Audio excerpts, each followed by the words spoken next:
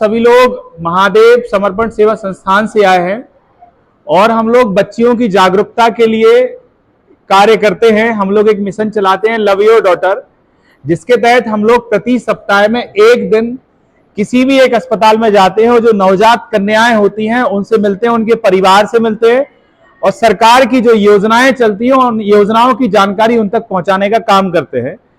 इसके अलावा उन योजनाओं का लाभ लेने में भी अगर आपको कहीं समस्या आती है तो उसके लिए भी हम लोग साथ में खड़े रहते हैं। हम सभी लोग एक संस्था है महादेव समर्पण सेवा संस्था, उसमें सब लोग आपस में मिलकर ये कार्य करते हैं।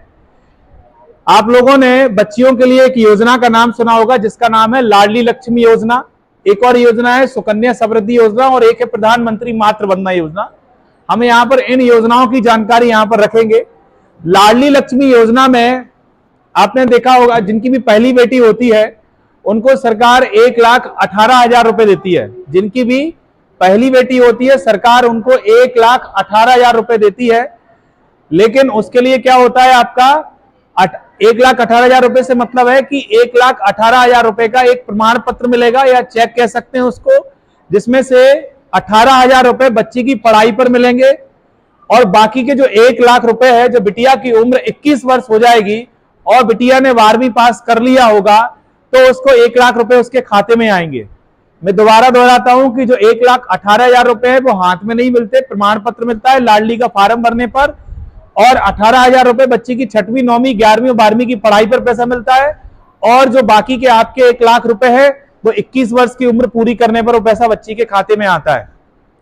ठीक है, इसके लिए आप अपने नजदीकी आंगनबाड़ी केंद्र में जाकर वहां से लाडली का फॉर्म ले सकते हैं। उस फॉर्म में आपको माता पिता के आधार कार्ड और बच्ची के साथ गोदी में 2 फोटो लगेंगे आपकी और इसमें आपका कोई पैसा खर्च नहीं होता है, केवल 2 रुपए फोटोकॉपी के खर्च होते, इससे ज्यादा नहीं होता है और ना ही आपको किसी भी व्यक्ति को कोई पैसा देने की आवश्यकता है इस योजना में। दूसरी बेटी पर भी यही पैसा मिलता है, लेकिन उसके लिए एक शर्त है कि परिवार नियोजन को अपनाना चाहिए। पहली बेटी पर तब मिलता है या तो पहली बेटी हो या दूसरी बार में भी पहली बेटी हो तब भी मिलता है, लेकिन उसके लिए शर्त यही है कि परिवार नियोजन को अपनाना होता है। परिवार नियोजन का मतलब होता है बच्चेदानी का ऑपरेशन कराना। तो दूसरी बेटी पर भी यही 1,18,000 रुपए मिलते हैं।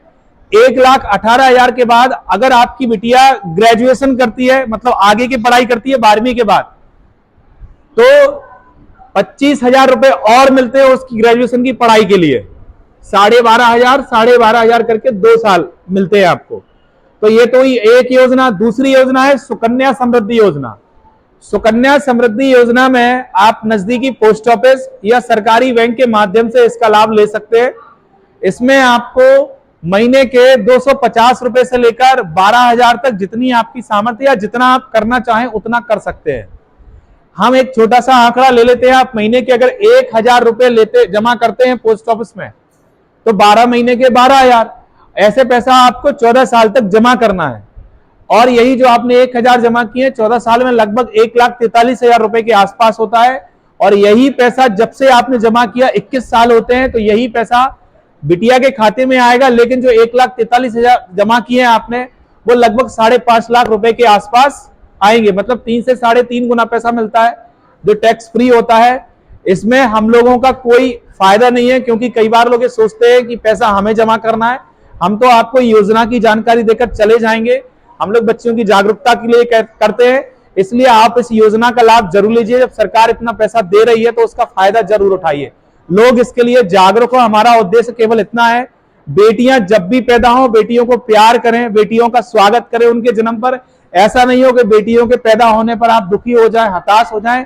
यहाँ देख सकते हैं बाद में ज्यादातर महिलाएं हैं जिनके बच्चे हो, वो तो महिलाएं है ही, लेकिन इसके अलावा आप देख रहे हैं कि उनके साथ में उनकी सासू माँ है, मतलब बिटिया की दादी है, नानी है, बुआ है, मौसी है, कई सारे लोग यहाँ पर है। तो बिटिया का घर जब भी जाओ तो उसका स्वागत जरूर करना है। जिनको भी बेटियां हुई हैं उनको बहुत बहुत बधाइयां और जिनको बेटे हुए हैं उनको भी बहुत बहुत शुभकामनाएं। हम लोग बच्चियों के लिए एक छोटा सा गिफ्ट लेकर आए हैं, बच्चियों के लिए उनको देकर जाएंगे और मैं चाहता हूं आप सब लोग मिलकर बच्चियों के स्वागत में एक बार ताली तो बजा ही सकते हैं। ठीक, दादी है, खुश है आप, बिटिया हुई है, हम ले जाएं? नहीं। क्यों? तो बताओ, बिटिया हुई है, आप खुश हैं कि नहीं? जो मैंने सरकार की योजनाएं आपको बताई इनकी जानकारी थी आपको कि नहीं थी? नहीं थी। नहीं थी? तो आपकी जो भी आंगनबाड़ी हो ना, आंगनबाड़ी कार्यकर्ता जो भी हो, आप उससे संपर्क करना और इस योजना का लाभ जरूर लेना आप, ठीक है। लाडली का फार्म, पहली बेटी है? पहली बेटी। इसके पहले और कोई बच्चे तो है नहीं? तो लाडली का फार्म इसका जरूर भरना, ठीक है। और बिटिया के लिए हम लोग गिफ्ट लेकर आए हैं, और इस घर ले जाओ तो स्वागत करना, स्वागत करो तो हम लोग बुलाना खाने आ जाएंगे, ठीक है। चलो बहुत बढ़िया। इसको आप गोदी में ले लेंगी? अम्मा ये पकड़ो, आप थोड़ा सा बात करेंगे आपसे। आप खुश है कि नहीं आपकी बिटिया हुई? कहना तो बहुत खुशी है। अच्छा, हम ले जाएं? ऐसी कैसी खुशी के हम ले जाएं? तुम आई तो चलो बहुत बढ़िया। इसके पहले और भी बच्चे हैं? ये एक लड़का एक लड़की। तो अब तो ऑपरेशन करा दिया अभी कि नहीं कराया? बच्चेदानी ऑपरेशन कराया आपने? नहीं कराया? करा देना आप तो, ठीक। सही बात। नहीं, इसको लाडली का वो फायदा मिल जाएगा अगर ऑपरेशन करा लेंगे तो, हाँ। और अगर ऑपरेशन नहीं कराएंगे तो नहीं मिलेगा। तो 1,18,000 का प्रमाण पत्र मिल जाएगा। पोस्ट तो मिलेगा। पहली अगर बेटी होती तो फिर जरूरी नहीं होता ऑपरेशन। दूसरी बार में अगर हुई लड़की तो ऑपरेशन जरूरी है।